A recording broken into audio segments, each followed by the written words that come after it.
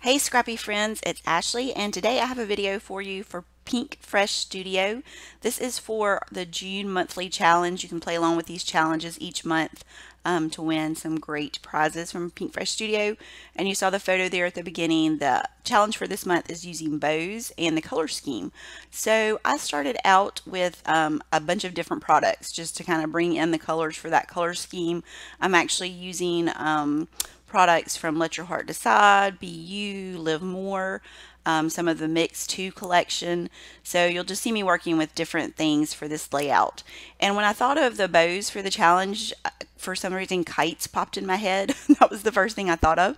So I cut a couple of kites from the cut shop and I'm adding some pattern papers to these. I just cut them from white because I wanted them to have some separation from the background.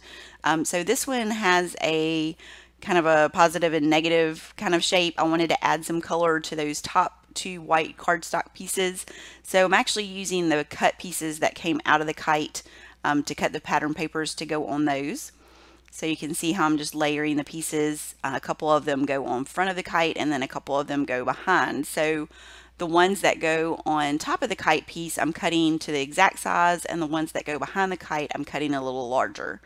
So I finished the other one off camera and I got two of those done.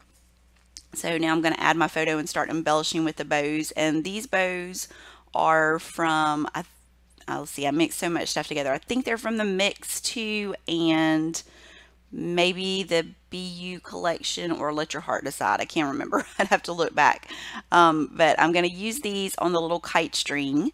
And I actually cut those little bows off of the bigger kite that were already there because I didn't want to put the bows from Pinkfresh in the same spot. So I'm just going to do these down the tail of the kite, and I'm going to use some liquid adhesive to put these on just to make sure that they're secure. So I'm just going to add each one. And I did all the pink ones on the larger kite and then mixed the yellow and the gray on the second smaller kite. So now I'm going to start adding some embellishments around the photo. These are just some of the die cut pieces, and the Hello Happiness is actually my title piece. So I liked having that there just to bring the title in and not having to create a separate title. And so I kind of picked some embellishments from each of the different collections that would go with the color scheme that's for the challenge. So you'll just see a different mix of things that I have here. And I wanted to bring in that blue, so I got the little fun camera to go and kind of trying to figure out how I want to get it tucked in there. So I decided to pop it up with some pop dots so it would go above the little bow there. And at the end, I don't think I did it on camera, but I actually cut the little strap so I could tuck it under the bow so that it didn't cover it up. But you'll see that in the finished layout at the end. So now I have some of the Let Your Heart Decide pieces, and I'm bringing in another piece that has that blue color. I just kind of went through each of the embellishment sets that I had to pick out anything that had those colors from the color scheme. So I'm popping some things with pop dots just to give dimension and keeping some things flat. And I really didn't have a design element for this layout, I guess you would say. It's kind of a free form. I wanted it like that because of the kites, just kind of like everything's floating.